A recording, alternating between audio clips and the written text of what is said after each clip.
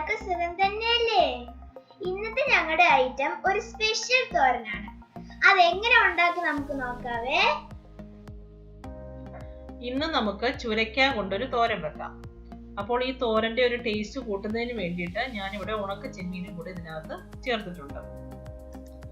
ഈ ചുരക്കായിൽ അതേപോലെ വളരെയധികം വൈറ്റമിൻസും മിനറൽസും ഒക്കെ അടങ്ങിയിട്ടുണ്ട്. അതേപോലെ ലോ കാലറി ഉള്ള ഒരു വെജിറ്റബിൾ ആണ്. അതേപോലെ വെയിറ്റ് ലോസ് ചലഞ്ച് ചെയ്യുന്ന ആൾക്കാർക്ക് അവരുടെ ഡയറ്റിൽ ഉൾപ്പെടുത്താൻ പറ്റാവുന്ന ഒരു ഐറ്റമാണിത്.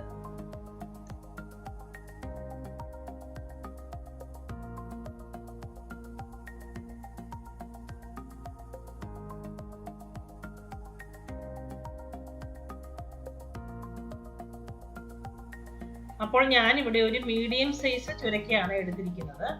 ഇതിന്റെ പകുതി മാത്രമേ നമുക്ക് ആവശ്യമുള്ളൂ. അപ്പൊ നമുക്കിത് പകുതി കട്ട് ചെയ്തെടുക്കാം. അപ്പോൾ ഞാൻ ഇതിന്റെ പകുതി കട്ട് ചെയ്തെടുത്തിട്ടുണ്ട്.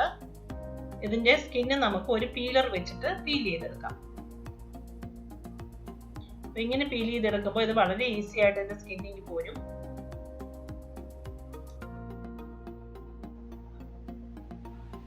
അപ്പോൾ ഞാൻ ഈ ചുരക്കയുടെ സ്കിന്നെല്ലാം ഞാൻ ഇതേപോലെ പീൽ ചെയ്ത് കളഞ്ഞിട്ടുണ്ട്. ഇനി നമുക്കിത് കട്ട് ചെയ്തെടുക്കാം.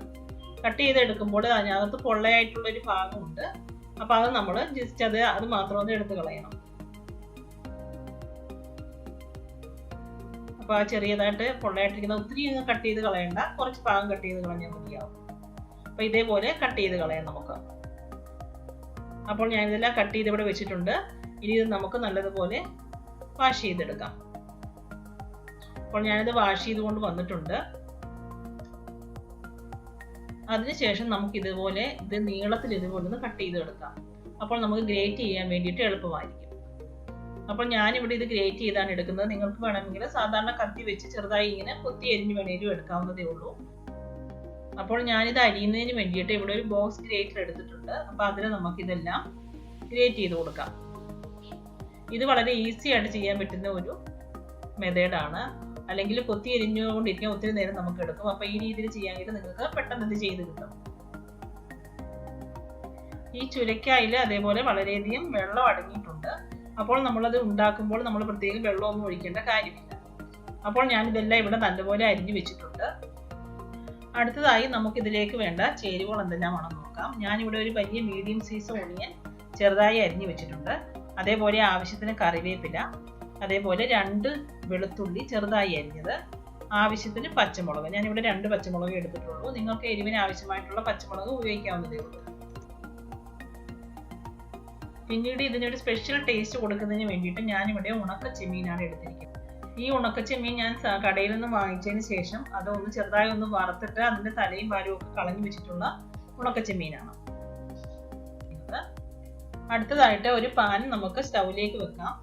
പാൻ നല്ലതുപോലെ ചൂടായതിനു ശേഷം നമുക്ക് അതിലേക്ക് ആവശ്യത്തിന് വെളിച്ചെണ്ണ നമുക്ക് ഒഴിച്ചു കൊടുക്കാം.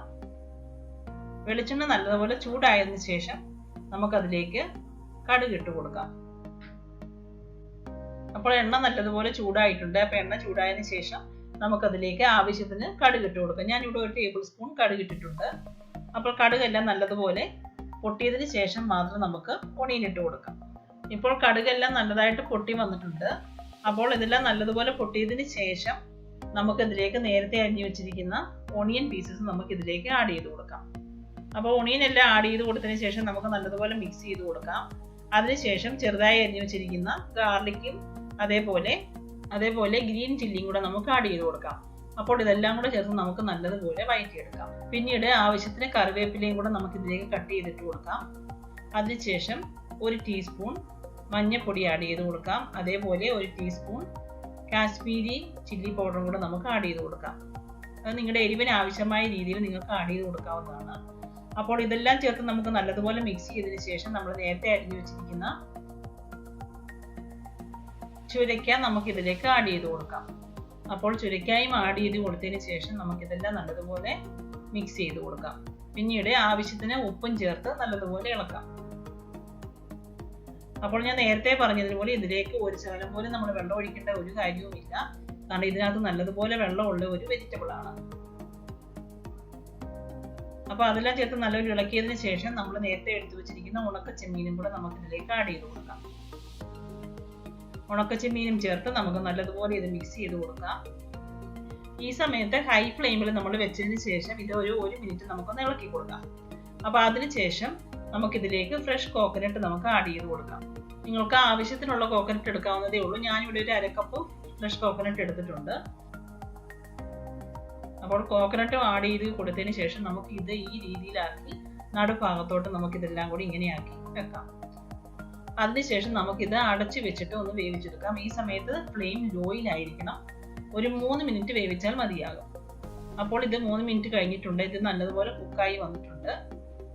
ഇനി ഇത് നമുക്ക് തുറന്നിട്ടതിന് ശേഷം ഇതിന്റെ വെള്ളമെല്ലാം നമുക്ക് നല്ലതുപോലെ വറ്റിച്ചെടുക്കാം. അപ്പോൾ നമുക്ക് തുറന്നിട്ട് നമുക്കൊരു 2 മിനിറ്റ് നമുക്ക് ഇതേപോലെ ഇതിന്റെ വെള്ളമെല്ലാം നമുക്ക് വറ്റിച്ചെടുക്കാം. ഇപ്പോൾ വെള്ളമെല്ലാം നല്ലതുപോലെ വറ്റി വന്നിട്ടുണ്ട്. ഇനി ഈ സമയത്ത് നമുക്ക് ഇതിലേക്ക് ആവശ്യമുള്ള ഉപ്പുണ്ടോ എന്ന് നമുക്ക് നോക്കാം. ഉപ്പ് കുറവാണെങ്കിൽ ആവശ്യത്തിന് ഉപ്പിട്ട് കൊടുക്കാം. അതേപോലെ ലാസ്റ്റ് കുറച്ച് കറിവേപ്പിലയും കൂടെ നമുക്ക് ഇതിലേക്ക് ആഡ് ചെയ്ത് കൊടുക്കാം. അങ്ങനെ നമ്മുടെ രുചികരമായ ഉണക്കച്ചെമ്മീൻ ചേർത്ത ചുരക്ക തോരൻ ഇവിടെ റെഡിയായി. എല്ലാവരും ഇത് ട്രൈ ചെയ്ത് നോക്കണേ.